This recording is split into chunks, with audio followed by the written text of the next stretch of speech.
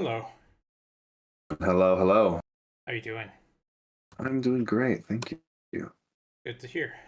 Yeah, so I'm in a new room. I got a new camera angle and all of that. Because Oh, I'm not just like sitting on my bed streaming today. But W. yeah, so anyway, what we've got today is a conversation about Christianity. This is a YouTube video from I think it's about a year ago, and it's between a guy called Scott Clifton, who used to be one of my favorite atheist YouTubers in the early days of YouTube, and the other guy is a Christian apologist, and so I don't know. I've always enjoyed Scott Clifton whenever I've seen him. I've never watched the other guy, but we'll see what they've got to offer. Do you have anything you want to add? No, I'm looking forward to it. I am an atheist, but to be honest, this debate is never something I've felt I've really gotten into and done a lot of. I just feel like, to be honest, there's not a lot of fertile ground for like crazy disagreements with this kind of stuff most of the time. It always feels like it sort of comes down to, oh, well, agree to disagree, yada, yada, yada. So I'm curious to see how this one pans out. Yeah, maybe. I mean, I think it can be a good conversation even if they don't change each other's minds. So we'll see. Mhm. Hey guys, welcome back to Adherent Apologetics. Pumped to join us today to have Scott Clifton. We're going to be talking about something, theology, atheism, theism. We didn't really plan this out. So Scott, thank you for joining me. How you doing? I'm great, man. How are you? I'm good. I'm pumped for this conversation and it's going to be fun. I'm just excited to kind of see where we go. So to get things started, Scott, do you want to talk a little bit about like who you are and what you do? Sure. Yeah, I'm let's start here. Just to keep these expectations real low. Mhm. I'm not a philosopher. Philosophy is just something I'm interested in, philosophy of religion and theology and stuff like that. I have no formal education in this area. Ace. Everything that I know or talk about or like to think about is just a product of osmosis from conversations with people much smarter than I, or knowledgeable. I'm a high school dropout. I dropped out of high school because I wanted to be an actor. I grew up in LA. I was born and raised in LA. And acting is kind of just like, part of the culture here. It's like it's an available job that you can have if you if you try hard enough. And so yeah, since I was young, I wanted to be an actor, and that's kind of what I ended up doing. I got very, very lucky and was able to sustain a career doing that. I work on since I've been about 18. I'm almost 40 now, and since I was 18, I've been doing soap operas. So by profession, I am a contract actor on an American soap opera, and it's on CBS. It's called The Bold and the Beautiful, and that's my day job. But I think the love of my life is thinking about these kinds of questions, and I just really enjoy it. I don't know how much detail you want to get into about how I got to this state, or why I care So about let's these let's things. let's just start with this. So just Yeah. get all my like unsophisticatedness out right now. In soap operas, do you like sing? Is that what you, I feel like that's what I heard what you do in soap operas. Am I right? Like, is that Oh, is it like singing TV? oh, no. Soap operas are serialized television shows. It's like an hour every day. Like so, Hmm. soap operas are an episodic show where it's Monday through Friday. There's an episode every single day, and it's just an ongoing story. Like it never stops. So there's no seasons. There's no end ever. It just go. And so the soap opera I've been on, that I'm on now, has been going for something like 35 years. And that's the youngest soap opera. So the oldest soap opera, which is now canceled, was I believe it was Guiding Light, and that started in like the 1920s on radio, right? And they just keep on going. The cast changes, the storylines change. One storyline resolves, and then another one begins. But it's just a TV show like anything else, like Stranger Things or Game of Thrones, except really, really, really low budget, very, very um, efficiency minded. We're Hmm. basically doing a play every single day with Hmm. no prep. That's kind of the skill set there. So And yeah, a lot of Americans and a lot of people across the world watch these. They're called telenovelas in Spanish-speaking countries, but it's the same thing. It's just a long-running serialized television show. Okay, I got you. Well, in addition to being an actor, you also are an atheist, right? Is that right? Yeah, yeah. Okay, so let's start with this. Like, obviously, you have like a big YouTube channel, and you do a lot of like you're interested in philosophy, religion. Like, what led you like where you are today, in your current mind of July 28th, 2022, where you're an atheist talking to me, a Christian? So, just tell me a little bit about your journey. Right, right. I shouldn't say it wouldn't be right to say that I have a big YouTube channel. I think there was a time like back in like a decade ago when I was kind of one of the big YouTube sort of players. I rarely use YouTube anymore. I'm prolific on Twitter.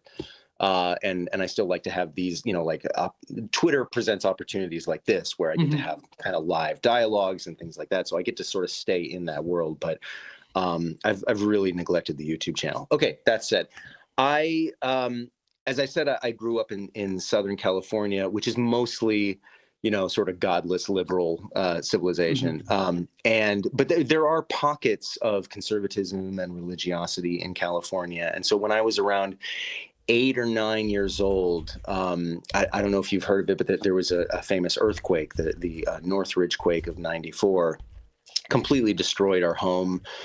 And we had to move out of the San Fernando Valley, which is a very kind of secular, liberal place. And we moved to this small town that was predominantly conservative evangelical Christian, right? And so in order to fit in, all of my new friends at this place, or at least potential friends, were evangelical Christians, and they had not met someone like me. So to be clear, I should say my family was philosophically inclined. We had lots of deep dinner conversations and stuff like that, but they were not religious in any way, and they weren't theistic in any way. And in fact, I think in my young naivete, like as a 6-7-year-old, I thought of God and heaven similarly to Santa Claus. I'm not actually making that comparison. I'm just saying in my mind, I viewed them as like something that parents would, tell their kids about in order to keep them in line. And then you kind of grew out of it. And then when we moved to this town, I realized that, no, this is something very meaningful to people. This is something very important to people. This is not like Santa Claus. Belief in God is something that, most of the world takes very seriously. And I've been just kind of isolated from that. And so I became, being absorbed into this new community, and not wanting to be a social pariah, not wanting to be totally ostracized.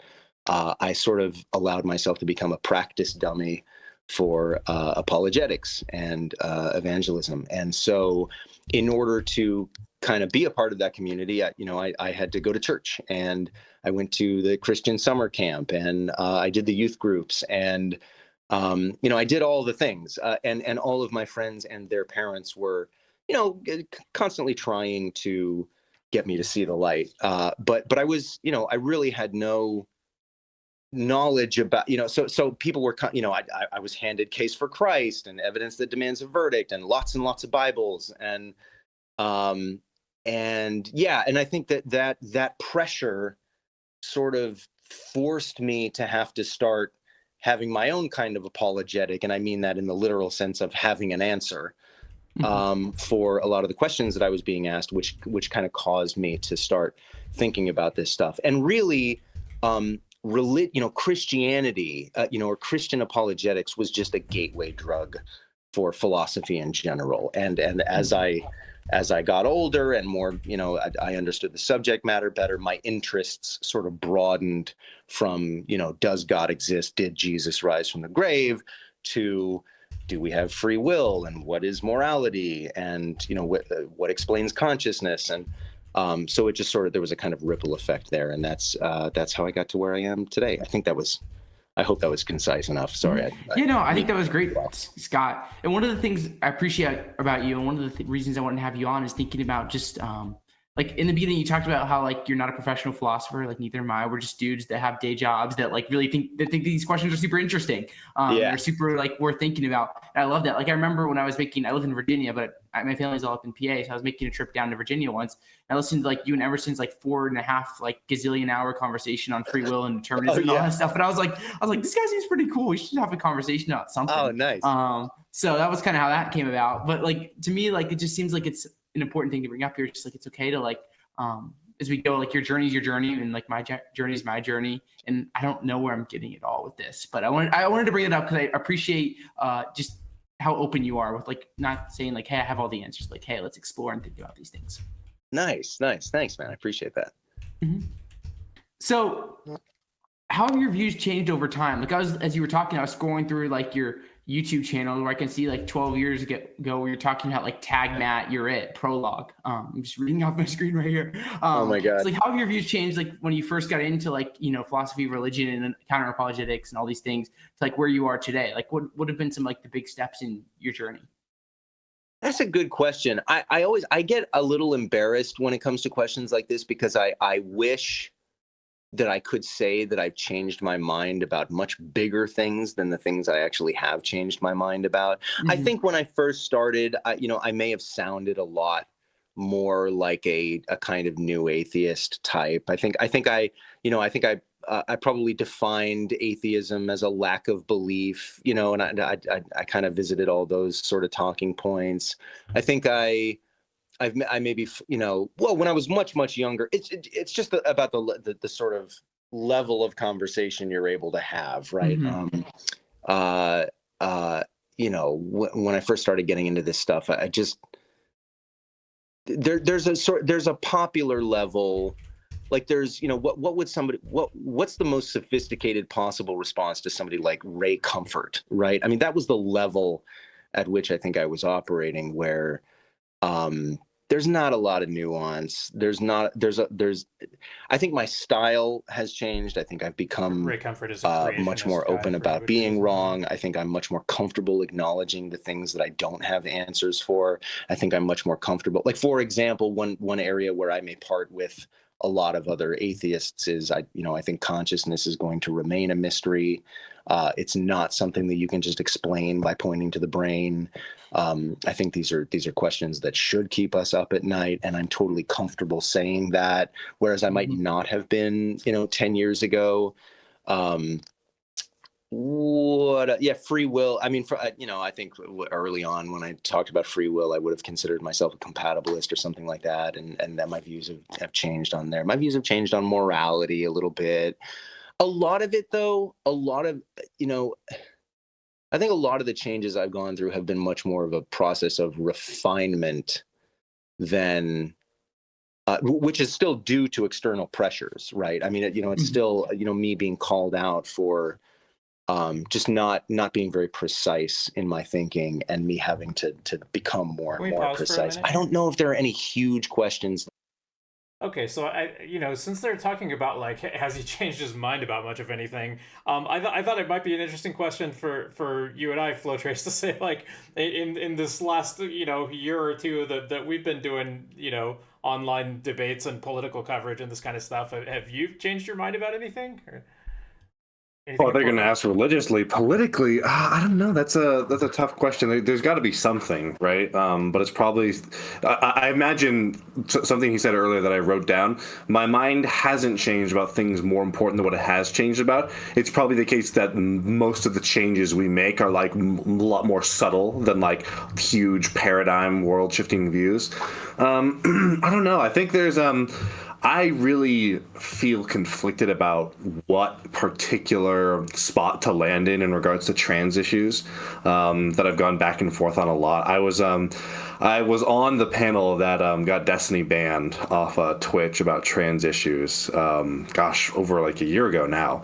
And I remember on that panel, I didn't really have a whole lot to say. I ended up mostly just like, taking umbrage with a couple specific analytical points, but I'm really not sure what the right answer is in regards regards to like self-ID versus like the more trans-medicalist arguments. I think there's a lot of fertile ground on both sides arguing back and forth. So that's something that I feel very conflicted about. And to be honest, like it's one of those arguments where I'll hear one person make really good points on that side. I'll be like, okay, no, they're definitely right. And then I'll hear someone else make really good arguments on the other side. So that's something I go back and forth on a lot. But man, in terms of like a huge issue I've totally changed my mind on about, I'm just trying to think like what have the big political stories been of like the last year? Like Hunter Biden, I guess. How about the refinement thing? Do you think you've like learned more and added more detail to your opinions on? I definitely think I've learned a lot more about, as I think most people have, about like the particular details of Ukrainian history and particularly the fall of the Soviet Union, as a lot of people have, just because that stuff comes up so much during the Ukrainian debates and, arguments over, whether or not Ukraine was always a part of Russia, or whether it was, independence and it got subjugated, and, the Budapest Memorandum, where they have their nuclear weapons. So I'd say, yeah, stuff like that. Oh, I guess also maybe like electoralism. I feel like there's been a real kick of that over the last year or so, ever since Destiny did his second Georgia canvassing efforts. It's felt like, at least in my particular space on the internet, that there's been a lot more talk about that, although that also could just be because I follow a bunch of people that are related to that and I've participated a couple times. So learning about that stuff, I think, has been very positive as well. But yeah, in terms of big paradigm shift, I don't think so. Yeah, I don't think I've had any big paradigm shifts either, but it's interesting you bring up the trans issue, because I feel like that's one where, although my position has not drastically shifted, that's one where I feel like I've learned a lot about over the last year and a half. Just like, I had barely ever met a trans person in my life before doing all this like Twitch and Discord shit, and now I just talk to trans people like pretty regularly. So I don't know, and then I like. Since you brought up the self-ID question, I mean, I got, maybe we should talk about that more some other time, but I mean, my position on that is that self-ID is not 100% determinative, but I do weight it very heavily. So to the point where it's like close to 100%. So I don't know. So that I've changed, like really fundamentally changed my mind about, like, does God exist? None of, yeah. And I wish I could say that, because I think that's a really, really valuable part of the human experience, is kind of having your entire worldview, pulled out from under you like a rug. I think that people who have gone from atheist to Christian, or Christian to atheist, or any variation thereof, have something really special in their experience that I don't have, and I may never get to have. And so, yeah, that kind of bums me out. Well, I mean, it's one of those things that I always heard, like, you were in youth group where you'd hear like these crazy testimonies, and they'd be like, but like your testimony is just as important. And like, I think you could say the same thing about like you or me, like, like I've been a Christian most of my life. Like I had like very intense doubts. It was, and like, you've been like on the other side of the fence for your life, but like your story is you, like you're the Scott Clifton. Like no one else can be like, oh, I'm Scott Clifton, I got this story to say. So there's something to just like you and your journey, and I respect that. Yeah, so. Sure.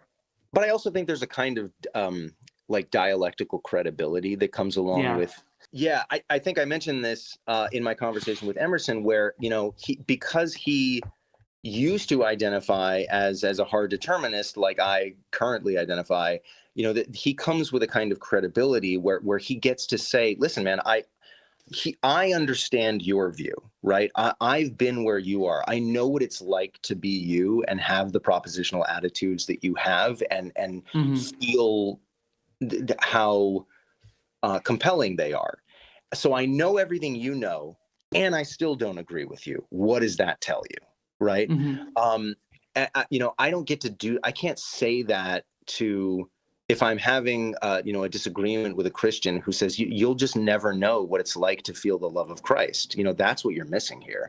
I don't get to say, I do know what that feels like. I just know that that's not what I think that actually was now. I think having come from a religious tradition gives you a bit of a better, a more visceral understanding. Yes, I can talk about the arguments, and I can talk about the tenets of the belief in a sort of intellectual way, but that real personal understanding of having of any view that you used to have that don't have anymore. I think that's valuable. That's all I'm really saying. Well, I I think that's really true. That having an experience can help, but I don't think it really bridges the gap of. He talked about the asymmetry of having internal experiences to weaponize in the conversation. Not that, and when I say weaponize, that sounds really bad, but like I don't think it's not actually bad to weaponize something that is actually relevant in the conversation, and it would be relevant if you had some internal experience of God. I think, in my personal opinion, I think that this argument, there's this, sleight of hand is a mean way of putting it, but there is this thing that happens sometimes when you debate with religious people where, on the one hand, their religion is this very human, spiritual thing based in feelings and emotions, and it's very hard to contend with the specifics of that because, it's hard for me to say, oh, well, the thing you felt, the love of God, that was actually delusion. Simultaneously, however, they are not just defending that broad concept of spiritualism or some higher power. They're saying there is a God, his son is named Jesus Christ. In these years, he did these things. He gave us these prescriptions in the Bible. And I think that is where these kinds of arguments can start to fall apart. Because it's one thing to say, oh, I feel the love of God, he's out there. It's another thing to say, I feel the love of God, and that's how I know the Christian God and not the Islamic God, or not, the Jewish God, or not the, the many other faiths, or let us not forget all the other Christian denominations. That's how I know that that's correct. Well, no, hold on. That doesn't support that. How are you coming to the decision that this is the particular religious persuasion that this thing you feel some sort of connection to is?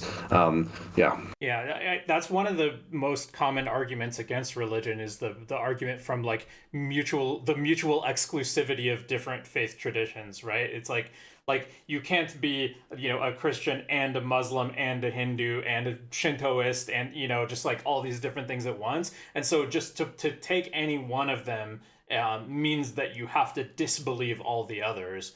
And so like effectively, like, if I accept one person's testimony that like I felt the love of God in my heart or whatever, that means I have to accept, I have to believe that person's testimony is more credible than all those other people from all those other religions. They have to not just say that they have that testimony, but they have to demonstrate to me that testimony is worthy of additional consideration beyond what people in other religions could say. And I think that's a very hard burden for them to meet. On the first point that you made, the thing about having those type of experiences in the first place, adding something to your knowledge base and just having it be like a very human type of thing. Yeah, I mean that's for sure true, and I think that's what I would need to if I were to ever become a religious person. I would have to like learn something new about it or have some type of experience that's unlike anything I've ever had. I think that's what it would take to change my mind. think I agree with you then. Like there's something valuable in like knowing what it's actually like to be in like your dialectal partner, like their shoes. So I think there's something super valuable and important about that. So where do we want to take this? I think one of the things that stood out to me, Scott, when you were talking was thinking about the idea of just like how our journeys have changed. Like I think about me, like when I first got exposed to like philosophy and apologetics and all this stuff, I was like, like kind of the same boat as you, just opposite team. Like it was like senior year of high school. It's like 4 years ago. And it was like, I remember like I had this, like one of the first videos I ever did was like the big brain proves God in 2 minutes. Like whatever begins to exist has a cause. The universe began to exist. The BGV theorem proved that there's like a past finite boundary. Like it's over. And I was just like, I come back to that. I'm not like, oh, he's an idiot, but I'm just like, oh, it's so much deeper than that. And like maybe that's true, but it's just like it's appreciating like how complex all these issues are, and like no matter what we talk about or like we talk about, there's so many layers to like any question in like philosophy or philosophy of religion, which to me is like makes it so interesting. Like it's not like I'm gonna like get this all figured out one day. I'm gonna open one book and be like, oh, there's all my answers. I'm done. Goodbye. It's like that's not how it works. So I think that's super cool. Yeah, I feel that way about I think like the Kalam cosmological argument is a really good example of that. I mean, you alluded to it, but it's so deceptively simple. I mean, it just seems the whole the elevator pitch for the Kalam cosmological argument. He's referring to the Kalam cosmological argument, so I just want to summarize it for anybody that hasn't heard of it before. It's this argument that says, like, everything that begins to exist has a cause. The universe began to exist, therefore the universe has a cause, and then they go on to argue that the cause must be a god. That's what he's referring to. is, look, it's two super intuitive premises and a very simple conclusion that follows from them. Like it's like foolproof, right? I mean, it's just like right there. Like who could deny these things? And that's what's so great about it, because the minute you like pop the hood and start like looking, through the engine and taking parts out, and you realize, I mean, it's not a real in-depth conversation, a disagreement about the Kalam cosmological argument. It's going to have to do with epistemology and mereology and metaphysics and science, and it forces you to have all these free will, even, and the nature of time, and there's so many things that have to be discussed, in order to move the conversational needle on that argument, which I think is cool about it. Mm-hmm. Yeah. So maybe then, Scott, I'd be curious. You talked about in the beginning, like your journey, like leading you to like you kind of were like always not a believer, but then you like exposed like apologetics and things like this, and you kind of like had your own responses that you developed over time. But why, like now, like why are you an atheist? Like, is it because you think like arguments for God fail? Do you think there's things like the problem of evil or like hiddenness that really push you towards atheism? Like when you look at where you're at right now, like what kind of leads you to come to the conclusions that you do? Yeah, I think that. On a I don't know if emotional is the right word. I mean, in some sense, emotions and rationality are all coming from the same parts of the brain. You can't really separate them. But I think on a personal level, what's the most compelling atheistic argument is the problem of non-belief, or sometimes called divine hiddenness.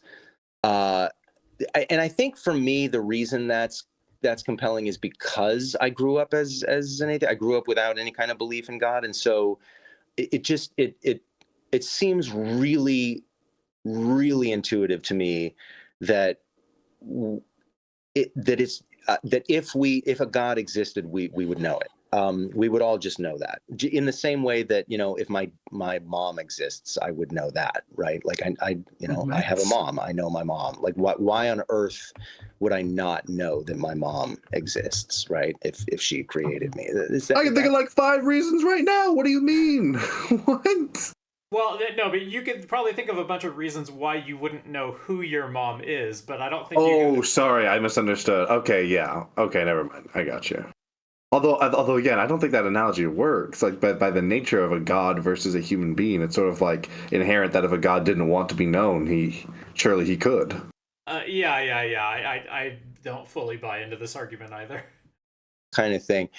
I used to be a little dismissive of the problem of evil, but I think the more I understand that it's a family of problems, the more compelling I think it is, like the problem of animal suffering or the problem of teleological evil, the problem of natural evil. I think these are all like really, really interesting. They give a lot of evidential weight, I think, against theism.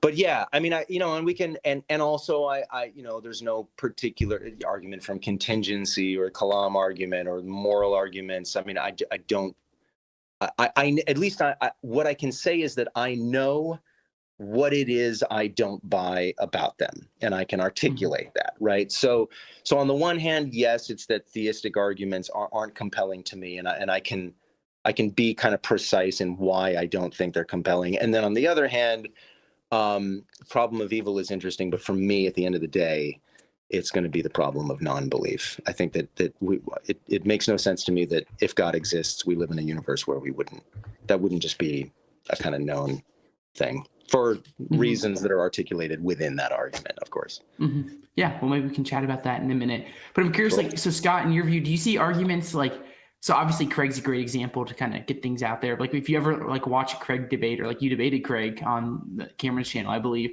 Yeah. He'll kind of bring forth like an argument, like whether it's like a Kalam or like fine tuning or whatever. It's like this kind of like logically and inescapably leads to the conclusion that God exists, because he has like his premises, and from the premises follows that God exists. So would you follow like even like with the theological arguments? Do you think that's a better route, or like for me personally, like I'm more attracted to like maybe like a Draper or Swinburnian approach, where they're kind of like arguments are more like evidential chips, where like this may push you a little bit towards one side or a lot more to one side. Like where do you land on that? Yeah, that I'm with you. I think I think I had been kind of having this sort of feeling, once I heard Graham Oppie talk about it, saying like, deductive arguments, it's kind of turtles all the way down, right? You don't buy the argument, then you look at the premises, and how could you accept these? How could you not, or how could you accept these premises and not accept the conclusion? Well, yeah, I don't accept these premises. Okay, well, here's an argument for the premises. Okay, well, here's an argument for a premise in the argument for the premises, and clearly. It's like I said, it's going to be a kind of turtles all the way down situation where there's just going to be a fundamental disagreement that you're not going to get past deductively. And so I think Oppie's idea that what we really should be comparing here is I think what he calls theoretical virtues, where you're kind of looking at the big picture of both worldviews and seeing what explains the most at the least cost. And yeah, I agree that's I think a better way of thinking about this. So maybe then let's talk about like the argument from non-belief for a little bit. And I don't see this as at all like a debate. I'm actually going to get my friend in here. He's going to for you in a debate in like 5 minutes. He's just downstairs, so I'm going to call him up in a minute. But like what pushes, like I'd be curious to like hear what you say, and maybe if I have anything and like what the argument from non-belief, you talked about this, like what really pushes this towards you, like towards like atheism for you? It's not, yeah. So, okay. So the more specific the theistic belief for me, the more powerful the argument from non-belief is going to be, right? But if you're talking about a sort of really, really general theism, like there's a creator, omnipotent, omniscient, morally perfect, I don't know, but there's some kind of, I'm actually not great with what that's called. Is that called, what's the opposite of theistic personalism? Is it if you want to like deism, where there's like an impersonal God? No, I'm not going that far. I think he's addressing the point you made earlier about like if you take a broad view of what a god could be and like a wide range of god concepts, then you'd be right that there's no particular reason why it should be obvious that such a god exists. But then when you look at the particular god claims of a lot of the religions that real world people do believe in, then those things really do present us with reasons to think that they. Open theism, skeptical theism, is that what it is? It's where you just really can't know anything about God. I'm totally botching. Theists would say, no, you're good. I mean, skeptical theists would say like we don't really know like God's reasons for evil, and then it's gonna be hard to like stop it there. So that's why I don't like skeptical. Okay, that's a little different from what I'm talking about. This is why I need to. I don't read enough philosophy is the problem. I can like come to this stuff and then somebody tells me after the fact like, oh, that's what Draper says, and I'm like, oh, okay, cool. So if you believe in hell, if you believe especially in like an eternal conscious torment version of hell, then the argument from non-belief is like almost unassailable as far as I'm concerned, right? In the context of Christianity, right? If you believe in some other version of hell where, hell is more like, annihilation or something, I guess maybe annihilationism is different from some version of hell. But anyway, the more, if you give up on that altogether, so if you have a version of Christianity where it's like universalism, where everybody gets saved no matter what, then the argument from non-belief becomes even less powerful. And then if you don't believe in an afterlife at all, you're just talking about theism in general, then non-belief becomes even less powerful. So I think it's that particular problem scales with how specific your theism gets.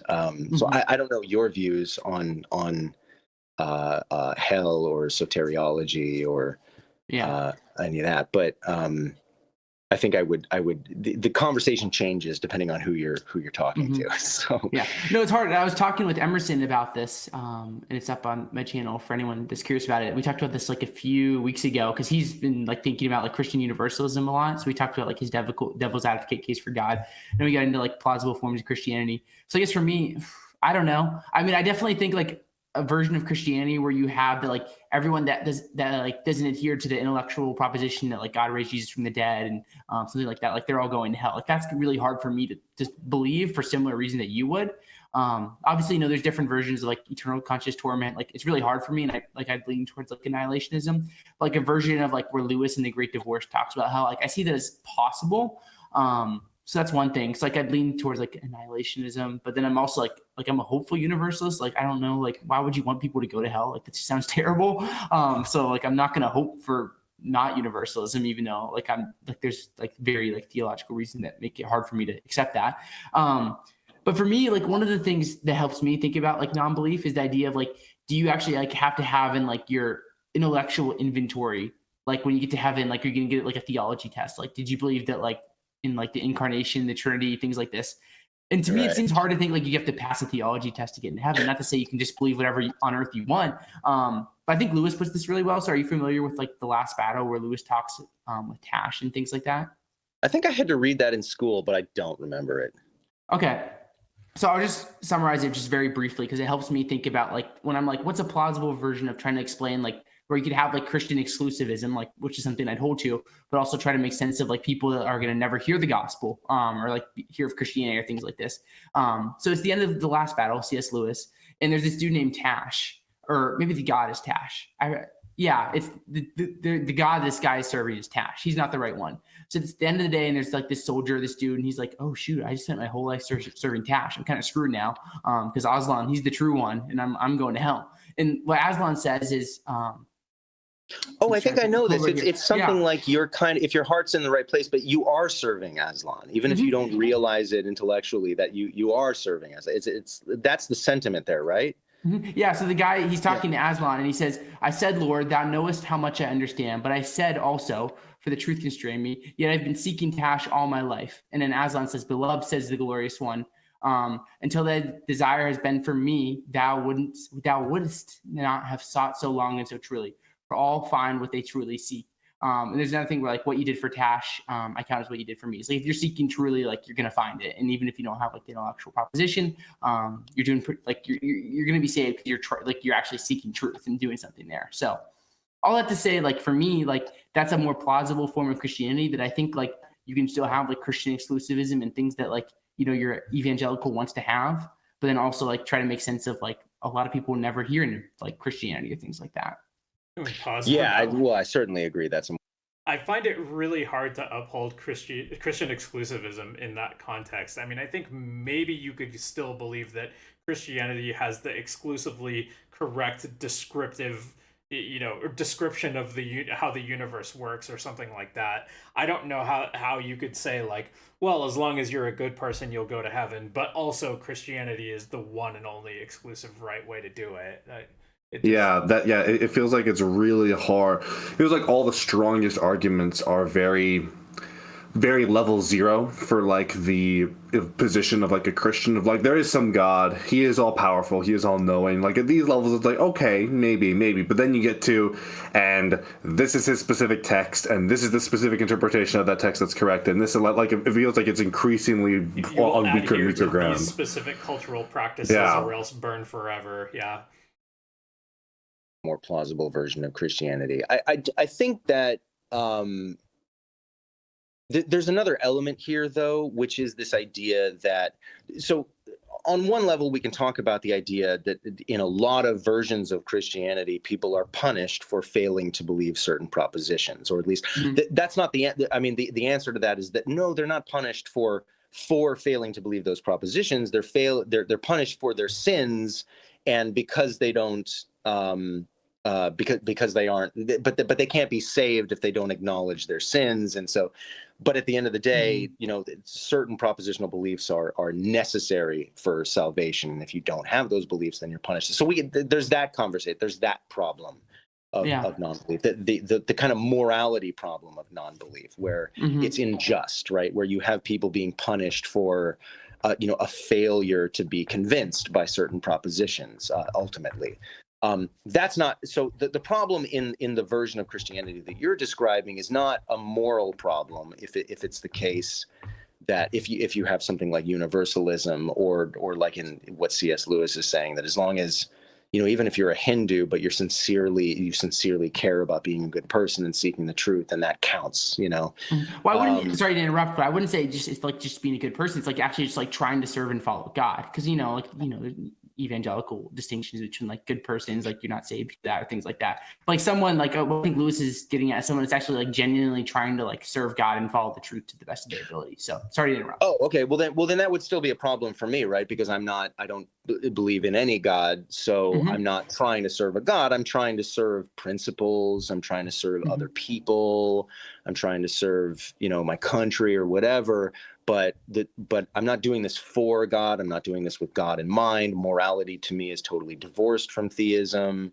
So the question there would be, okay, am I saved, or not? And if I'm not saved, then that's a bit of a problem, because at the end of the day, the reason, what was necessary for my salvation was a certain propositional belief in some kind of God, that I failed to be compelled by, which I think is unjust for somebody to maybe not be punished, but not be rewarded for that. So like, even if I were like annihilated and everybody else went to heaven, that still seems unjust. And then the other, I mean, even on a like more mellower tone, just the idea that if you view God as a being that created us and loves us and wants a relationship with us, take punishment out of the picture altogether, that's still a problem, right? Imagine my mom, creating me, loving me, and wanting a relationship with me, and somehow, and then imagine her having, infinite power and infinite resources, and then imagine her not letting me know that me living my entire life without knowing she exists. That's not love, right? That's not someone who wants a relationship with me. That it's almost easier to assume my mom doesn't exist than to assume she exists, but she's purposely doing this for, whatever reason you might want to come up with. It just seems totally implausible. Okay, there's a lot here. So yeah, here's one of the things. No, don't be sorry at all. There's nothing to be sorry about. Here's one thing that I think that's interesting that I've been thinking a lot about recently. Because there's a question of like how much, like, you can't force yourself to believe something, but obviously Right. like you have some control over your actions. Obviously we're not getting into the free will debate. But one of the things I've been thinking a lot about is like Pascal's wager, and not in the sense of like, sometimes it gets portrayed as like belief. Like it's better to believe than not. Like, I think it's gonna be hard for you to just like wake up one day and be like, okay, I'm just gonna believe this. But one of the things I've been wondering is like, what if you just commit to it? So like one of the things, and I'm not talking about you personally, but unless maybe I am, but like thinking about like Pascal, one of the things he talked about is I believe it was him, and like here's a quote I pulled up where he's talking about like, what do you do like if you want to like say attain faith? Since he's talking about whoever he's talking about is someone that wants to like be a Christian, but just can't put all the dots together, can't like see it as true. And he says like, what can you do to cure yourself of your unbelief? He said, learn of those who have been bound like you and who now stake all their possessions. These are the people who know the way which you would follow and who are cured of an ill which you would be cured. Follow the way by which they began, by acting as if they believed, taking the holy water, having masses said, etc. So interesting to me is what Pascal says is like, say, like maybe you don't like have that like intellectual belief in like the gospel or something like that, but you can sure live like it. And it seems like consistent with like New Testament teaching, where like it's not just about like having the intellectual proposition that God exists. That seems pretty obvious if you like. I think most religions would agree. Like it's not just about like believing, like having that proposition in your mind, but it's about how you live with your life, how you express yourself. So I think there's something to that where it's like, well, it's not just about believing, but it's about living like it. It's like even if you don't believe it, you can still live like it and have hope that maybe things will pan out. Yeah. So I've thought about that as well. And the paradox there is that why would you want to behave as if some proposition is true, even if you don't believe it, right? Like imagine me saying to you, listen, I know you can't convince yourself that the earth is flat. Like I know that that's just like really hard for you to believe. Like you can't just like choose to start believing that the earth is flat tomorrow. But listen, man, like why don't you just try? Just like, spend the rest of your life living as if the earth is flat. Mhm. That would feel weird to you because you're going, why would I do that unless I already believed intellectually Mhm. that the earth is flat? Like there's no, so it's almost like paradoxically, I would have to believe intellectually that Christianity is true in order to think that it was that I had a good reason to treat Christianity as if it were true, even though I didn't Mhm. believe it. Right? It's like a catch-22. It doesn't. It almost, not this isn't right, but it almost kind of begs the question. Do you know what I mean? Yeah, I'm tracking with you. So I think what I would say is I'm thinking about like, why don't I just like go join a bunch of like flat earth groups and like go get on my boat and prove that the earth is flat and I fall off in outer space and die or whatever. Right. And like for me, it's like, I'm thinking I'm like, that's going to give me to little to no like value for me personally. Like, what am I going to gain from like living that way? And it seems like it's not a lot. Maybe Okay. like if I'm not convinced, yeah, go I ahead. take your point. So let me control for that objection and just say instead of flat Earth, because there's no. You're right. There's no reward promised for believing in a flat Earth, Mhm. right? Yeah. Instead of flat Earth, let's just say Islam, right? Yeah. There Like, we why go. don't you That's just, good. if Islam is true, then clearly, there's a reward for it, and there's a huge punishment for not Mhm. believing it. So why not just like, why don't you, Zach, just, fake it till you make it, Mhm. and I think you would hear that and go, right, but I would need a reason to think that Islam is true before I had a reason to think that I should act as if Islam is true, right? I already Mhm. believe Christianity is true. I already think that my reasons for my belief in Christianity are good, solid reasons. So Mhm. why would I undertake this exercise unless I actually had a better reason for thinking Islam is true, and I am just having some kind of emotional block. Yeah. The paradox remains for me. Mhm. I mean, I would say you got to choose the path that I think would give you that you think has the best chance of giving you like eternal bliss or something like that. So if you think it's Islam, then go ahead, I guess. Obviously, like I don't think it's Islam. Like I'm not a Muslim. But like for me, that's kind of like what I would say is like if you think that like Islam is going to give you the best chance at eternal bliss, then okay, good for you. I mean, I think you're wrong, but like yeah, I mean, But what do you think of that?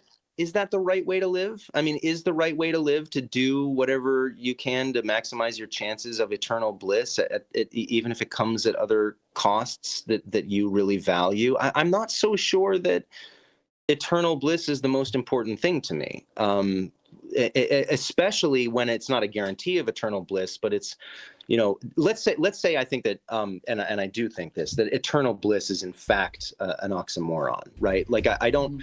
actually think that there's nothing can be blissful for eternity, right? Now, maybe I'm wrong about that. Maybe that's a failure of my, primate brain's ability to conceive of what something like heaven would actually be like. That's all fine. But for now, let's say that I don't, I think that the highest chances are, it's most probable that there's no such thing as eternal bliss that is available Mhm. to try to work for, right? So how much of my other values am I really willing to sacrifice on the 0.0001% chance I think that there's an eternal bliss and that I want that? I'm not sure that's rational, actually. I'm not sure it's rational to pursue that because it requires me to sacrifice the values that I do have, which I think are important. Does that Mhm. make sense? Yeah, no, I'm tracking with you. Like I'm thinking, like say there's like a 0.00001% chance that if I run out of this room right now and shut not my Chromebook, my laptop, and like everything I have, and buy a plane ticket to go to I don't know Bolivia right now and go climb like the highest mountain in Bolivia. Like if I do that, like that's going to give me eternal bliss. Like that doesn't seem very rational for me to do that if there's a 0.0001% chance of that Right. happening. So I'm tracking with you there. Obviously, And I'm I the may same be, by thing the you're way, saying. to be clear, like I may be incorrect that there's a 0.0001% chance of that happening. But if Mhm. if I believe that right now, what am I to do with that information? What am I to do about that belief of mine? That if I'm convinced that's true, since I can't choose my beliefs, right? Mhm. Yeah. So again, like back to the commitment thing, but I would say something like what I'm trying to get at is like when I think of like the Christian view of heaven, and I'm not super familiar with like other religions, like I've read the Quran or like the Book of Mormon or things like that. But like I'm not super familiar with their theologies. When I think about like Christian like what should I be aiming doing? It's not like, for me, it's not like, hey, say your prayer, make sure you don't mess up, and like then you'll be in heaven and you'll get taken care of and be like a nice like pushy resort or something. You'll just chill out and you'll be good. It's, to me, it's like it's more of like a virtue thing. Or like as a Christian, I'm trying to become more and more like God, so like Christ. So like what could be more valuable than that? Like if I could like pursue like a better path for me as like as a human being, as a moral person, like to me that seems more valuable than anything else. So if Christianity gives a path that I see as like the most plausible path towards that, then that's something good, something I should pursue. Right. Okay. But if you were like, but you already accept Christianity as a true proposition, or at least a true set of propositions. What if you're someone like me who still cares about being an ethical a person in the world as I can be? But I don't think that Christianity is the only or even best way to do that. I mean, what am I to do in that situation, which is the situation I'm currently in, right? Like I care about ethics, I care about morality, I care about, living the good life, whatever that may end up being.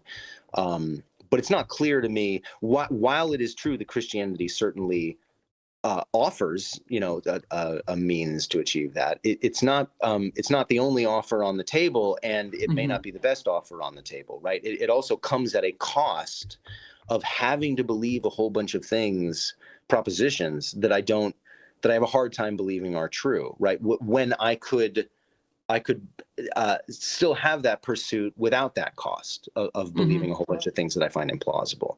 So what is someone like me to do there? So I think there's something good. I was trying to like just draw this out because it helps me think about it. So I see what you're saying. Like there's this question of like, hey, like, you could say like you could try to commit to the Christian thing, but maybe there's like these teachings there or something that I don't like that Christianity has, because I don't think they're the best path for like humanity or for myself or for my family or things like that. So it's like, hey, like why don't I pursue like what I think is like the good life? And for me, I think there's one thing, I think it's gonna get into the question of like, well, like I believe in God, you don't. But like for me, like what Christianity would have, or like you could say the same thing about like Islam or Judaism, Right. like insert your religion. And that's what I'm saying, commit to what you think is most plausible, is like a theistic, like a perfect being. So I would say that like the good life or something like that doesn't have that, I don't want to say reward, because I don't like the idea of saying like you're just rewarded for, because I think there's something like very selfless about fundamental nature of love.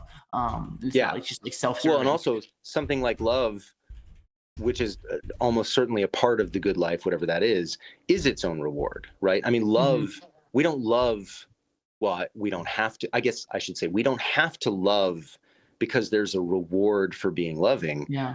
We love because loving is rewarding, Yeah. I mean, the things like I pursue and like I care about most dearly, they're not things that like that I love just to like get some sort of like reward from it. I just love them because I want to love them because it's beautiful. Like it's a good thing. Right. So yeah. Yeah. So I think we just agreed.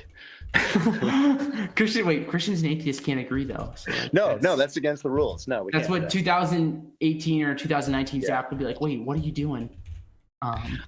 Well, I do. Okay, so let me pose this to you, just because we're kind of like dancing on the edge of this, and maybe I'll throw. I never do this, but I'll throw out a provocative kind of thought experiment. Let's go. Okay. A lot of there's an apologetic. I don't know if you would sign off on this, but there's a kind of apologetic way of thinking which says that if you believe in God, at least if you believe in the afterlife, there is at least an incentive for selflessness, like true selflessness, like true self-sacrifice, right? You can, there's a way of, if you believe. But doesn't that mean it's not true selflessness or true self-sacrifice if there's an incentive for yourself? It's funny to describe selflessness in terms of incentives, yeah. In God and heaven and or hell, then there's actually a way for you to live in the world where your self-interests are not the most important thing on earth, right? Like you can, there are good reasons for you to sacrifice your own interests for the interests of others. Whereas if there is no God and no afterlife, it's really hard to argue that there are good reasons for self-sacrifice.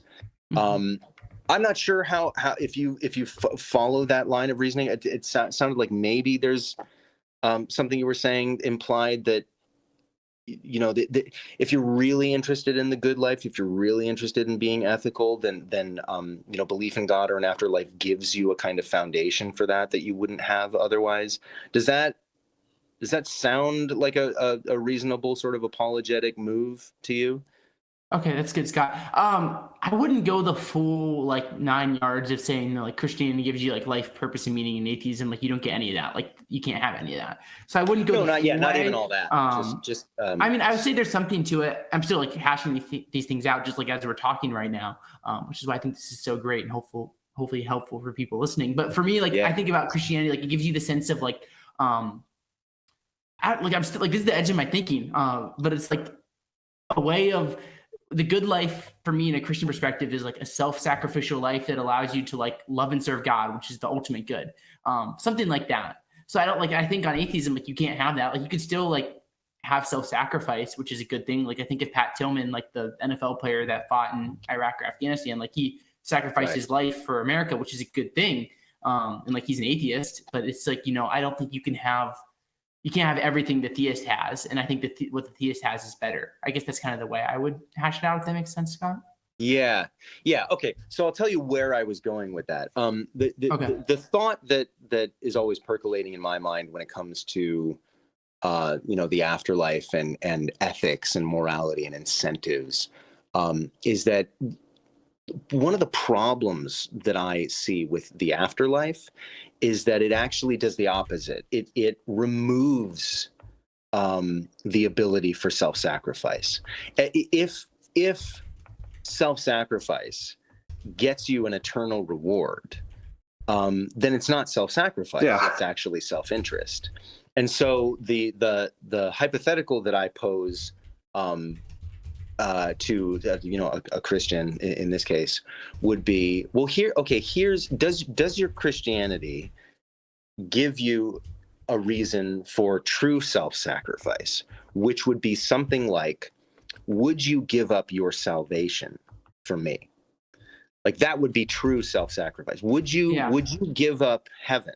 Would you go to hell, or whatever version of hell is most plausible, so that I could go to heaven? Right. Mm-hmm. And I think most Christians, if they're being kind of honest, would say, no, I can't, that's a bit much. Yeah. And of course, the wheels start turning, and you can give a lot of kind of ad hoc reasons for why, Mm-hmm. maybe it wouldn't be just it wouldn't be just for you to go to heaven and for me to go to hell, because, or it's moot because God would never offer me that, that opportunity to sacrifice myself for you anyway. But whatever the case, I think a Christian posed that question could recognize themselves trying to come up with reasons why they shouldn't have to make that sacrifice in the first place, instead of saying, yes, that would be a noble example of self-sacrifice that my worldview incentivizes, or not even incentivizes, because there can't be an incentive by definition for self-sacrifice, right? So, and yet what's funny is, if Christianity is true, an atheist is capable of self-sacrifice, like true self-sacrifice, in a way that a Christian is not, because of their propositional beliefs. And that's like a weird, trippy irony to me, that's part of this dialectic. Okay, so there's a lot here. Yeah, what do you think of that? Well, I'll tell you first what 10-year-old Zach would think about this, because I used to think about this question a lot. I was like, what do I do if I get up to heaven and like I have my ticket right there to get into heaven, and there's someone going to hell? Like, what am I going to do? And when I thought, like, 10 years old, was like, I'll do a lot of good things for people, but I'm not giving them my ticket. That's what I thought when I was like 10 years old. I'm not sure I would either. It's hard. What 21-year-old Zach is going to say now is, I don't think that scenario is actually like possible, because it gets into a little bit of my eschatology, but like, I'm going to adhere to something like C.S. Lewis's version of hell, or something like that, where the gates of hell are going to be locked from the inside, or like annihilation, or things like this. Like, the people in heaven are the people that want to serve and follow God. The people in hell are going to be people that don't. They have something more important than God that they're serving or following, or something like that. So I know it's kind of a cop-out answer, but for me, that's kind of like, what would you do if God told you to commit? What would you do if God told you to do something that's like morally wrong? And I would say, well, God's never going to tell me to do that. So like in a similar way, I would say like with the because God's a perfect being. Obviously, if God's not perfect, then that question could crack open.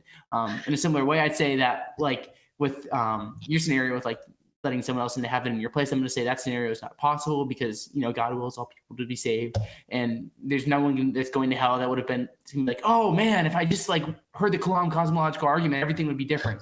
Like I don't think that's how that's going to work. So okay, well let me try to control for that concern and create a hypothetical. Let me spin a story for you that might make something like this scenario more plausible, right? Let's say you die and you're met with God. You're face to face with God in some form or another, and God says, listen, here's the thing.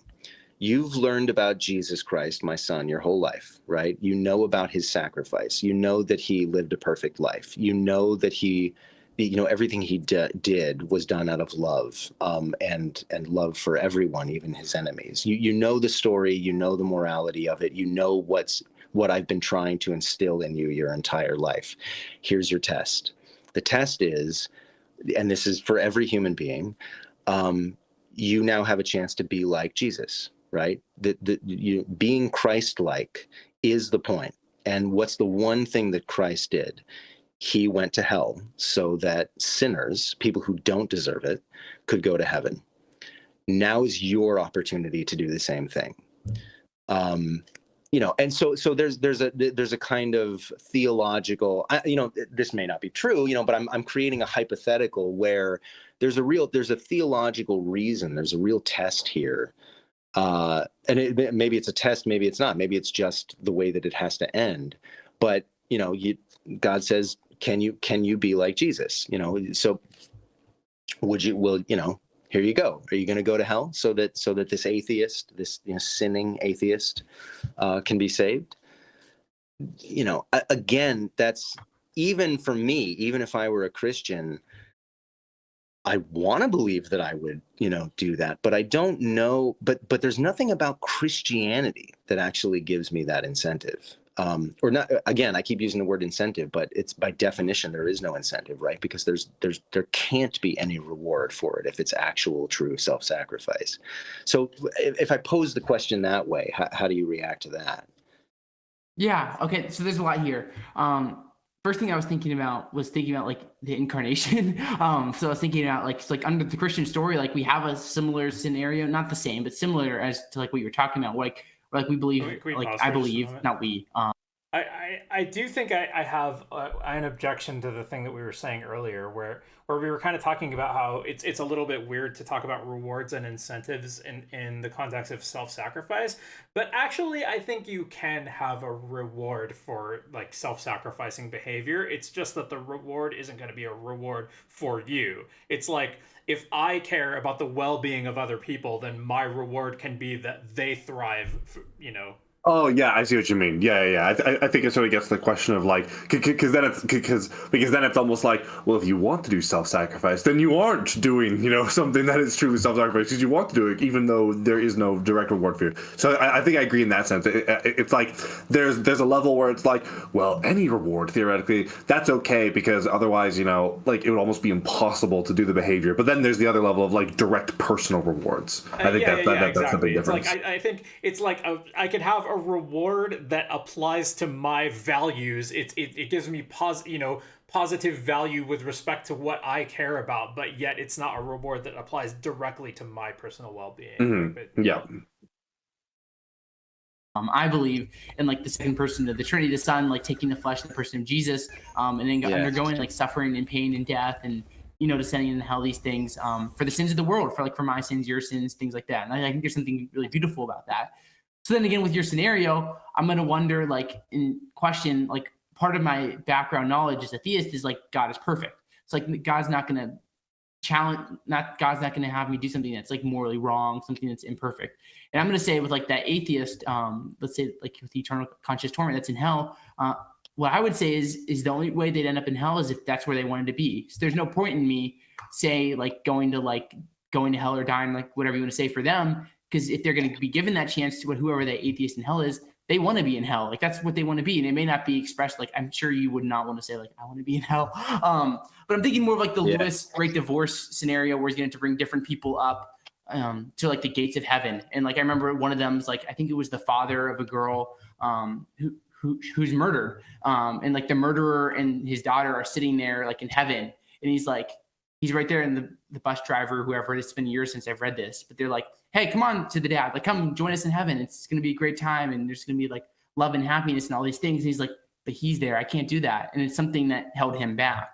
So I would say something similar to like there's no, when we get to like that eschaton, it's not like there's going to be someone that really wants to be on the other side. And it's not going to be expressed in the way of like the person saying like, I want to be in hell. But it's going to be saying, I want this instead of that bliss or that fellowship there. Does that make sense? Am I speaking clearly? Am I confusing you? Yeah. Well, let me ask a question, and then I'll tell you if it makes sense. So why couldn't Jesus have done the same thing? Why couldn't Jesus have said, "Listen, anybody that goes to hell wants to be there anyway. Why am I sacrificing myself, God?" Well, it's going to depend on your theory of the atonement, obviously. So if you're something like penal substitution, you're going to say like this had to happen. And there's all other what? That's such a why did he do it then? Well, it just had to happen. What? Like the world is like governed by determinism that like breaks like any causality. Like that's such like a circular argument because it's like, well, then why did this thing happen? Well, it happened, so clearly it had to. Like what? Yeah, I mean, like I don't even believe in causality, but I still think that this like it's silly under their worldview, right? Because if you believe that God is omnipotent, then nothing has to happen unless He wants it to. Yeah. My mind exactly made up on the atonement. It's going to be like whatever your atonement theory is, that's probably going to be your answer, and that's something I'm still like very much fleshing out and don't have a lot of detail on. So yeah. Okay. Yeah. All right. Then let's just shift to, this is fun if you're having fun. Yeah, let's explore the idea that someone like me wants to be in hell. Can you unpack that more? Yeah. So again, I'm not like totally committed to this position. But this is for me. If eternal conscious torment is true, this is the only plausible model that I see as possible. Like I don't really even lean towards this view because I'd hold to something like annihilationism. I see as more plausible because I think what I'm about to defend is going to have some issues. That like I think it's something that like. I'm like, this is plausible, but I don't think it's likely. But I would say is like something like if eternal conscious torment is true, this is really the only model that I see as something that is at least a little bit defensible. And it's Lewis's model where like the gates of hell are locked on the inside and say that person that's in hell, like they want something or they love something that's not God more than God. So like it's loving, like it can even be like being like a good like father or mother or being like a good person or something. Like if there's something that they love that's more important to them than like God itself, it's eventually going to destroy you because that can't bring you eternal happiness. Can we pause for a second? I'm still working this model. I just want to point out how like morally repulsive I find this as like a non-religious person. The idea that like you would go to hell for like loving your family too much or something. I'm just grossed out by it. That's all. Yeah. To be honest, the whole concept of hell to me, oh God, I wish I would have taken a better note of this. But I think one of them pointed to it earlier. I mean, the idea of hell to me seems like fundamentally unjust, even for like the worst of the worst. The idea like eternal punishment forever, never ending. You're just gonna torture, like straight up torture them for all of time. Like I don't think there is any person that's deserving of that, even the worst of the worst of the worst. Yeah. Out, but something like that is what I would say is the starting place of how I try to explain that. Okay, so what if I have a 6-year-old son, right? Mm-hmm. And he has a pet cat, and let's say that cat fell into the lake, and my son jumped into the lake after the cat because this cat, his pet cat is just the most. Is he going to say the son deserves to die? Surely not, right? No, I think I know where he's going with this. I think he's going to say that if he were to accept the other guy's proposition, then it would lead him to believe that the son wanted to die by the same rationale. Oh my God! It's the destiny take about poor people. Relationship with me, even. right? Yeah. And my son, basically dives into this lake, and he doesn't know how to swim, and he's going to drown because he wants to be with his cat. He wants to be with his cat more than he wants to be with me. Am I a good parent for letting him do that? For me going, kind of going, well, hey, it's what he wants. If he doesn't want to be with me, if he doesn't want to live, that's his choice. Or would a good loving parent, I mean, if I love my son, what is the loving act, right? Do I let my son do that? And so the analogy here is, why is God letting someone allow themselves to be tortured for eternity just because they don't love the right thing or want the right thing? God has all the knowledge, we don't. God has all the wisdom, we don't. God has all the morality, we don't, right? That a parent's job is to know more and to know better. And to look out for our interests, right? And to teach us and correct us and train us, not to go, well, you made your choice, tough shit, right? So this idea that the doors of hell are locked from the inside, it is a fact about human nature that people are really not good at knowing what they really want. They're not good at knowing what would make them happiest. And parents, and especially children, are not good at this, right? If my son could play video games all day long and do absolutely nothing else, he should. And yet I know, even though he's going to cry when I make him put the game down, it's better for him. And I don't care what he wants. I care about what's best for him because I love him so much. And so in a way, I'm causing him to do something he doesn't want to do out of love. The relationship between humans and God should or would be any different from that, right? So let's say I'm in hell, the doors are locked from the inside because for whatever reason, there's something I value more than I value my relationship with God, but this will cause me infinite suffering, right? Infinite suffering. How is God anything but a failure of a parent for not going, I don't care what you think you want, you need to be here with me in heaven? Well, how is God a failure of a parent Yes, for, this is for one of even the things. allowing hell to exist? Yeah. Things that would push me towards like a eternal conscious torment view. I mean, there's some things you could say in defense. There's a really good video that got put out a few weeks ago. It was on, I think, it was on Christian Idealism's channel, but it was like Kyle and their Christian Idealism, John Buck, and I'm super Dry curious what Apologetics, the defense is going to be. and they were talking about like Catholic perspectives on hell, and they all were like talking about different models that would be something like an eternal model of hell. That are a lot different than what we think. So I recommend pointing people towards that, where like you could maybe like have like a view and hash it out differently. But like, for all I want to say for this point is like, that's one of the reasons, like, I think you're onto something where like, it's hard for me to see like an eternal version of hell. Cause to me, it's like, it'd be better for that person to just like not exist, than to like eternally be suffering. And like, I know there's like I don't want to be like, oh, he's right. Like, I'm just saying, like, you're onto something and it pushes me. Like, obviously, Christians can say something in response, and I know you're not. Yeah, I completely acknowledge there are answers to what I'm saying here, but I want them to go into the answers. I'm super curious what the answer is. Do you want to speculate on what the answers might be? I got a couple in mind. Maybe I'm so curious because it seems so indefensible. The idea, like, oh, yep, sorry, you go to hell forever now, eternal suffering and torture. So one of the answers I've heard for this is like, it seems unfair to us, but actually God knows better, and his morality is superior to ours.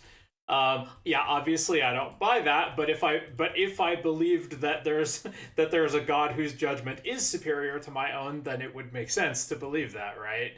Yeah, but I don't buy that for the same reason I don't buy, like, the relationship I have with God is proof of this specific text, because there are multiple. You cannot know what God knows, right? You are not. There are all these people that are presenting. Here's my pitch as to what God is saying. So if you're saying, well, whatever God does is justified because it's what God's doing, okay, that's one thing. Which one is God actually doing? You need to figure that out yourself. Yeah, it's like, what God knows better than me. My moral judgment is inferior, and that's why I'm going to use this argument to support my moral judgment. It's like, what? What? Like you still need to come to that distinction. So how do you do that when you cannot access God? Mm-hmm. So even if we put eternal conscious torment it's a big aside and backpedal, we I take a think, just to say something like that. Yeah. view of like annihilationism, it's still, then I think that you still have a problem of non-belief of sorts, but the problem just shifts from a problem of justice, a problem of moral. It's less of a moral problem and more of a logical problem of, if you really believe that God loves us and wants a relationship with us, it just doesn't make a lot of sense that we wouldn't at least come factory installed with certainty that God exists, and then you get to make your choice as to whether you want that relationship or not. I grant the premise that it's not very loving to force somebody to love you back, right? I totally grant that premise, but I don't grant the premise that that would entail that not forcing them to love you back is the same as not even letting them know you exist, right? There's a kind of leap there between those two that the gap of which I don't think has been filled to my satisfaction in the responses I've seen. Did that rambling mess of a response any sense? No, I'm tracking with you. I do Okay. think one of the things I've been thinking about a couple of times, like during this conversation, is I do think, I don't know if we're factory installed with belief in God, but I do think like belief in God is a lot more common than we realize. And obviously, if you want to get into like specific like religions, it can get trickier. But if you're just like, hey, like there's a God, like hey, there's something more than like the material universe and like this. Most people today and most people across time are going to be like, yeah, I agree with that. It's really, and Emerson brought this up in his Devil's Advocate debate. Like atheism's a very like new and not very common phenomena. Doesn't mean that it's wrong. It just means like, hey, there's a lot more theists than people realize. Like it's Okay. I hate these arguments so much. Okay. If that doesn't make them wrong, what does it mean? You're bringing it up for a reason. I'm super curious. I feel like sometimes it's like, oh, well, not to say that it's wrong, but it does feel like you're saying like, oh, well, that is a mark against atheism. And I just think that's total bullshit. And if it's not a mark against atheism, what is it? Why are we bringing it up? Well, I don't know. my guess is that he might be bringing it up in response to the question of why aren't we factory installed? Like, why aren't we born knowing that a God exists? And maybe he's going to claim that we are. Yeah, I obviously, this is a weak argument. There are a lot of things that we've believed for that are very new inventions that I don't think this guy or nearly any Christian today would be like, well, maybe we should have rethink, whether or not, we should marry kids at 13, like probably a lot of ideas, better to be left on the wayside. in 2050, like 86% of the world is going to be theist still in 2050, or adhere to a religious tradition. That's probably a better way of describing it. So two thoughts about that. One is how much that matters depends on how much it matters that you get the right religion, right? You're worshiping the right God, when it comes to your salvation, right? That's going to then depend on like your theology. Like I'd probably go to something like I talked about earlier with like C.S. Lewis in The Last Battle. Yeah. Okay. So okay. Barring that, I think the reason I would say that I don't think that's a mark against the inference I'm making here is that we're talking about, this is not triage, right? We're talking about moral perfection and omnipotence and omniscience, right?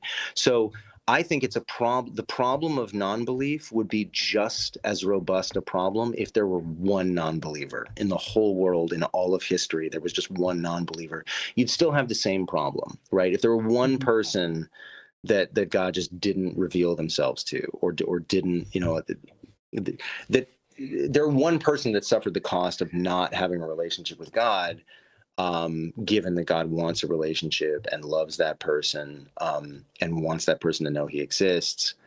I think the problem still remains, because a morally perfect God would have no more tolerance for one person failing to be saved than for 7 billion or so. So I think So for me, like that's one of the big things like pushing me away from like any sort of like super hard determinism. Like I think like under Calvinism, the idea, it's hard for me to see how, God just creates people and they're just like going to hell. Like that's it. End of story. Yeah. So, I mean, I would hold to something like, God creates us with freedom because freedom is a good thing to have.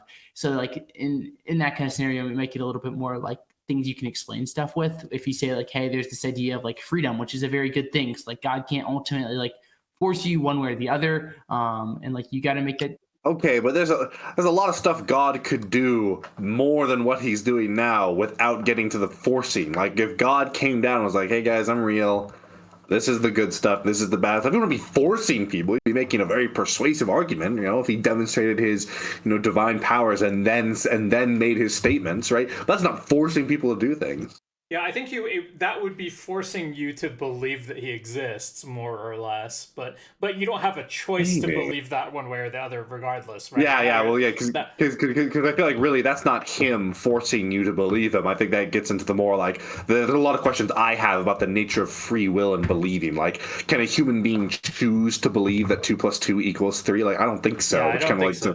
I think in neither case are you actually like choosing to believe that a God does or doesn't exist. It's just like he's supposing there is a God. He's either forcing you to believe he exists or forcing you to believe that he doesn't. But the argument that he's making now is one of the other ones that I've often heard in response to this objection to theism. It's like God wants you to have free will so that you can choose to have a relationship with him freely because that means more to him than if he just like forced you into the relationship, which like I mean, okay. Obviously this requires me to buy into free will being a thing, but secondly, it requires me to believe that free will is more important than whether or not you go to hell.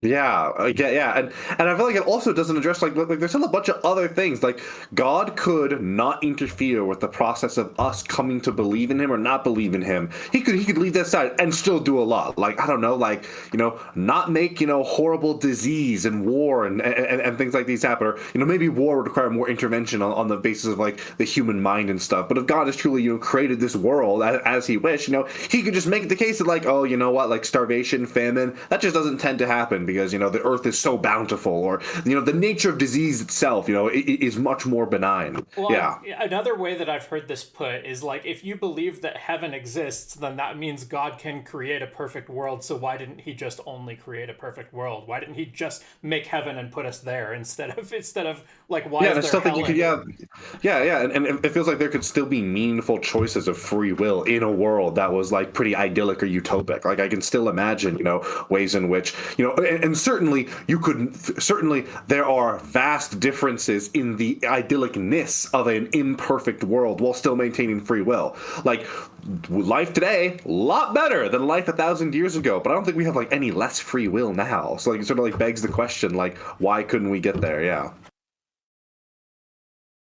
Choice in your own, and you got to recognize like, there's things like general revelation. Like we could talk about like sin, and like I think to some degree you could say like everyone on.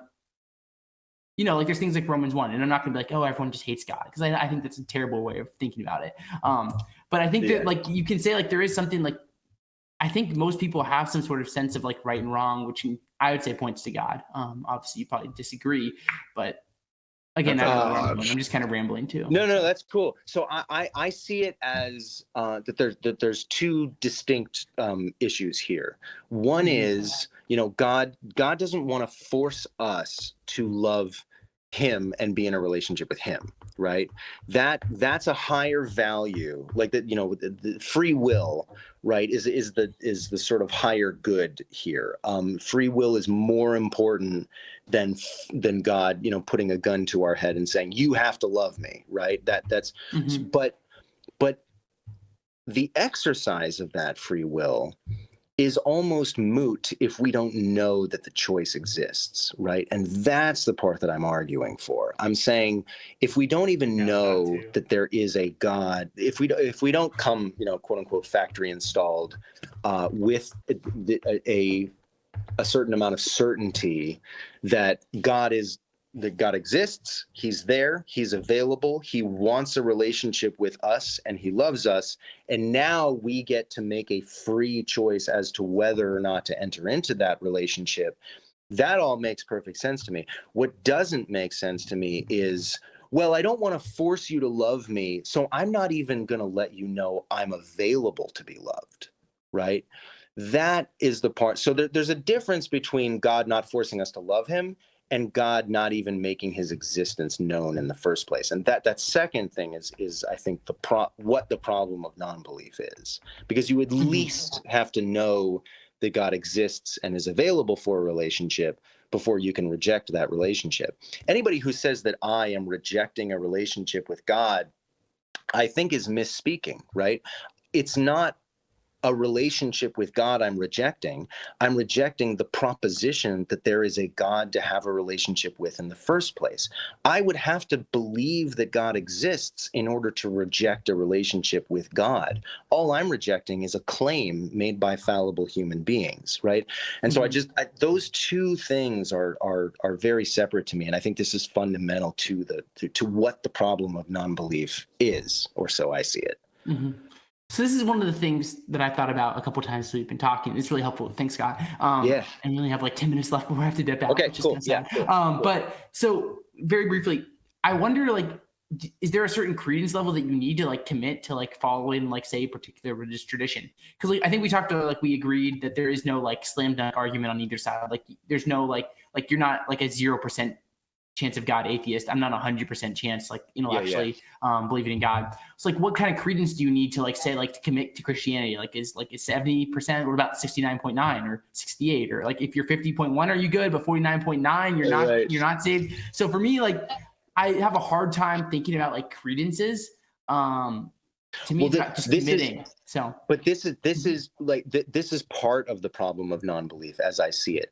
We shouldn't even be talking about credence right now. It should just be a known thing. I mean, if God exists and loves us and wants a relationship with us, I can't think of a single morally justifiable reason why credence level should even be a thing.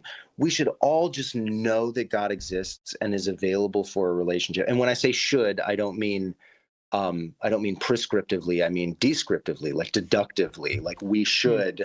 It logically follows. I'm saying that we would all at least know that God exists, loves us, and is available for this relationship. So here's what I wonder is, I'm about to debunk your entire world. Just kidding. Just kidding. But like for me, like, okay, so thinking of, like, would there be any reason for God? Like, so that was a bit of a dodge by the guy on the right there, like not getting into the actual percentage question, because ultimately that then it's like, well, if that's not true, then I think that God probably isn't real, which would then contribute to the evaluation you make. Although I think it's a little bit of an unfair question to say, give me the exact percent. I don't think anyone can do that with almost anything. Yeah, but the idea that there would even need to be a specific level of credence you would have is problematic, right? Because the fact that your belief isn't just binary, I believe there's a God or I believe there's not. Like, you can have probabilistic beliefs about whether there is or isn't, and yet the consequence that they're proposing is binary. It's like you go to heaven or you go to hell. And so, like, I agree with that, but then I feel like that then would contribute to, like, the idea that I'm not sure about God means I downgrade the likelihood that I think God is real. But so I feel like you could still then say, which then takes me to a 30, 20, 40%, something like that. Yeah. I'm reminded of this famous story. Like, if you guys are gamers, you've probably heard of like Fallout New Vegas. This is a game that came out like 10 or 15 years ago, and I think this is Fallout New Vegas. I might have the wrong game in mind, but there's a famous story about how, like, the studio that made it got contracted for its development by whoever the IP holder was, right? I think it was like made by Obsidian, and the IP holder. It was made by Obsidian, and Bethesda is the one who owns the IP. So the idea was that if this game got a certain Metacritic score, they were going to get like $1 million bonus or something like that. And I think if I recall, I think think they had to get like an 85 on Metacritic and then get like $1 million bonus, and then they got like 84 instead of 85. So it's like you end up because you fell 1 point short on the Metacritic scale, you completely miss out on the $1 million bonus. And it seems silly, but it seems analogous to what what these guys are saying here, though, right? It's like, well, you needed to be 85% sure that God exists to get into heaven, but you were 84% sure, so off to hell with you. It seems like like when the consequence doesn't scale with the thing that it's responding to, it just seems like a poorly engineered system. Remain some degree hidden. I want to say yes, because I think that it's good for people to, and this is something I'm just coming up with. I don't have this all fleshed out, but I think it's good for people to work and live together. I think God's hiddenness can open up some of those doors. So like thinking about like what I'm going to do is I need to get ready and I'm going to like a Christian group after this conversation's over. And one of the things that we have there is a chance to like talk together about like our lives, our journeys, faith, things like this, a place where like we can confess sin, which I think is super important because if Christian God exists, then he's holy. And if I'm sinful, then those are things that I can improve on and become more like Christ and God. But like for me, like God's hiddenness, I think would allow for like that sense of like cooperation, like even conversations like this, like if we all had 100% certainty, this conversation wouldn't exist. And I think this conversation is a good thing. So I would say that like, what I would say is that cooperation is a good thing. And if we all had like 100% like credence God exists, then what point would there be in like working together on things like this, or like Christians like fellowshipping together, things like that, on questions? It seems to me that hiddenness kind of opens up some of these doors.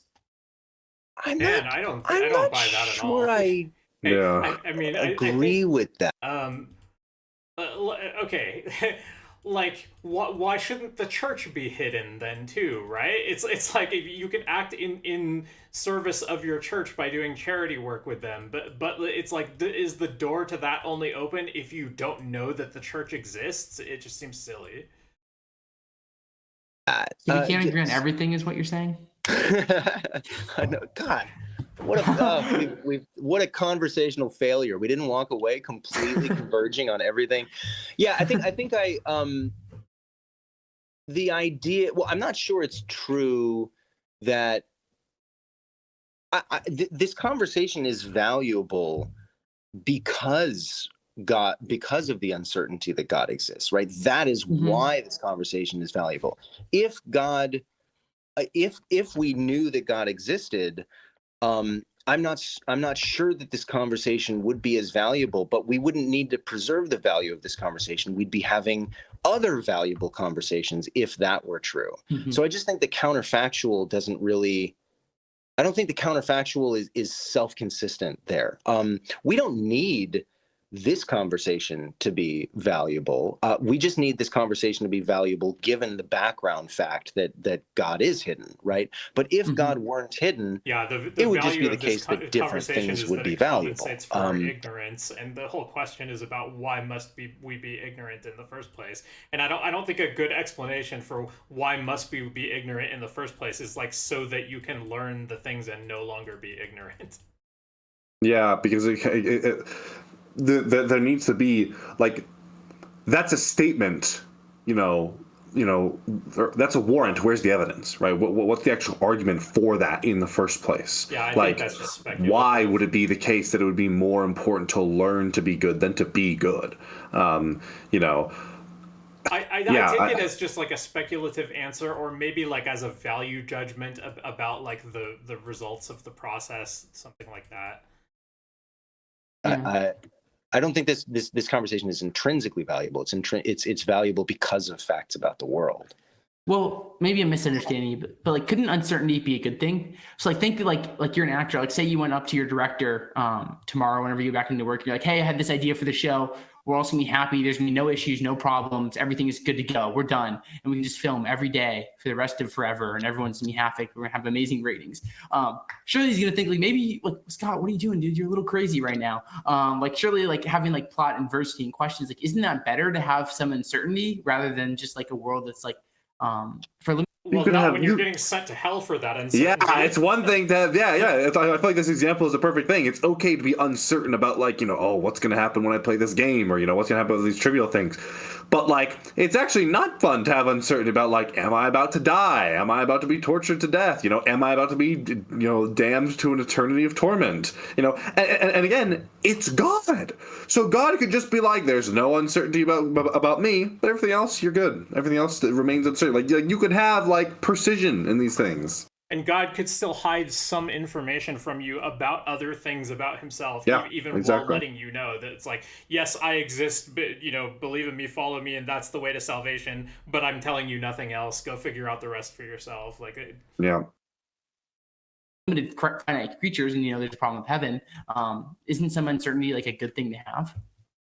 Well, okay, but context matters, right? So imagine me saying to you, do you have you don't have kids or anything, right? Or No. do you have parents? Yeah, obviously you I have do have parents. parents. Okay, so what if I said to you, like, hey Zach, come on, isn't a little uncertain? Shouldn't you be a little uncertain that your mom exists?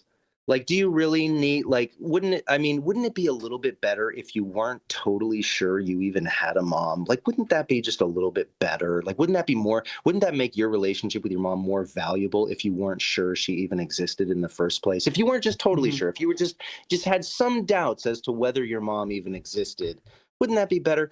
I mean, that if somebody said that to you, you would think they were crazy, right? Like that's almost a nonsense question. And that is the context in which we're talking about certainty and uncertainty here.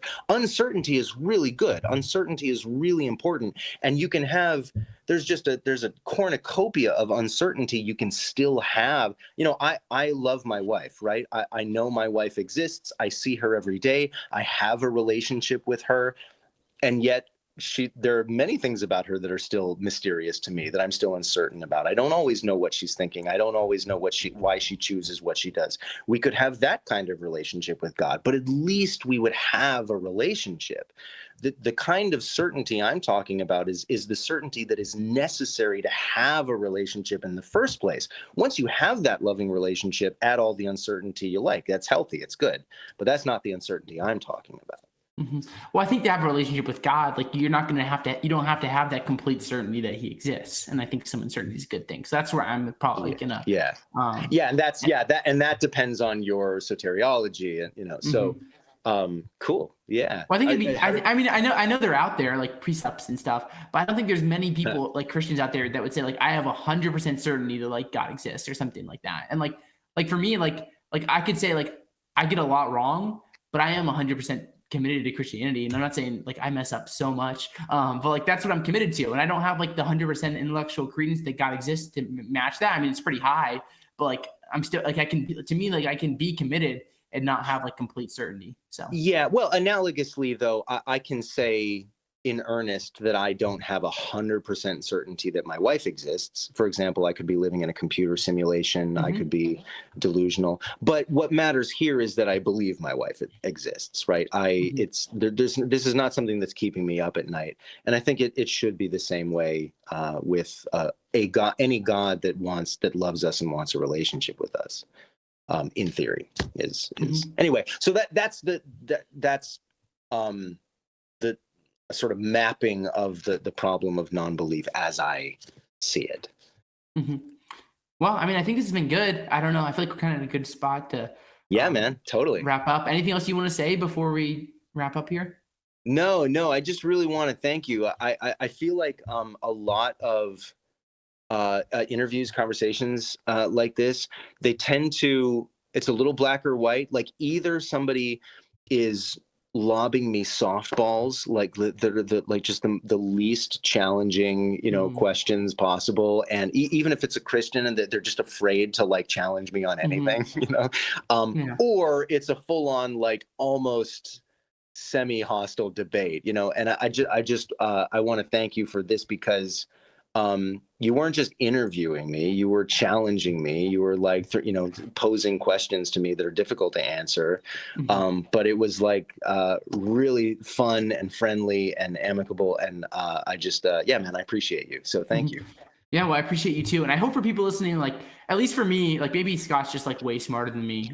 He definitely has better. I need to get a beard. That's one of my biggest struggles in That's life. True. Scott, is I can't grow a beard because like I have this, but it doesn't connect, so it just kind of looks I hear weird. ya. So then I just kind of stay with this double because I just don't know what to do. But what I was trying to say is like I appreciate this conversation because for me, like I'm on the edge of my thinking here, like thinking about these questions of like hell or like soteriology or like the atonement. Like these are things I'm really thinking about, like in my own life, and I don't have it all figured out. And like for the Christians, like Cool. I hope you don't Yeah. like get scared and like call me heretic and that stuff, because I'm trying, like for me, like as a Christian, like I am like ultimately like subservient to scripture, and like I want to affirm like major creeds and things like this. But for me, it's also important to like be open and upfront and like saying like, hey, I don't have this like whole question of hell all figured out. Like there's a lot I don't understand, and like I want to be faithful, and I'm gonna be like if I was put in a position where I had to affirm like some sort of form of eternal conscious torment, like I guess I would have to do it, and I'd try to defend like a Lewis version of hell because that seems plausible. It's just to me, I think like within Christendom, I think there's room for like these questions basically. So I wanted to say this to all my Christians, like don't worry about me, I'm good. But I love this conversation because it just pushes me, and you made me better today, and that's why I loved it. So thank you, Scott. Thanks, man. Back at you. I share the same aspirations in terms of just building a robust, defensible worldview that I can live with. You know, that's what we all want at the end of the day. So, and we help each other make our worldviews stronger and better. So, thank you again. Yeah, thanks for doing this. Yeah, and you can check Scott's channel out. It'll be like added or there'll be some way you can follow Scott. I have to figure it out, you know. Something, yeah. Or you can check out the soap opera on CBS. So when it's all just like the same thing every time, please, I'll send you my address for my checks in the mail when you best idea ever. So it's very repetitive. So get ready for that. Yeah. All right. Well, thank you everyone for brother. tuning in. God bless. There it goes. Hey guys, welcome to Capturing. Oh, whoops.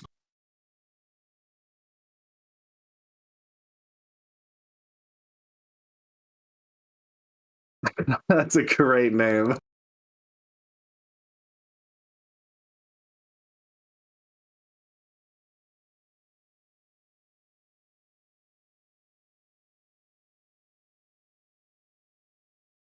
No, this is I didn't even, wasn't breaking any crazy ground, but it was still a good back and forth, I thought. Yeah, twitch.tv/Flowtrace, twitter.com/Flowtrace. I'm going to be live for a good while here. In about an hour, I'm going to be going over the Republican debates. In the meantime, I'll find something to do, and then, yeah, we'll be going over the Republican debates with Wick, watching them, and then doing a review sort of in the aftermath. Yeah, I'll see you.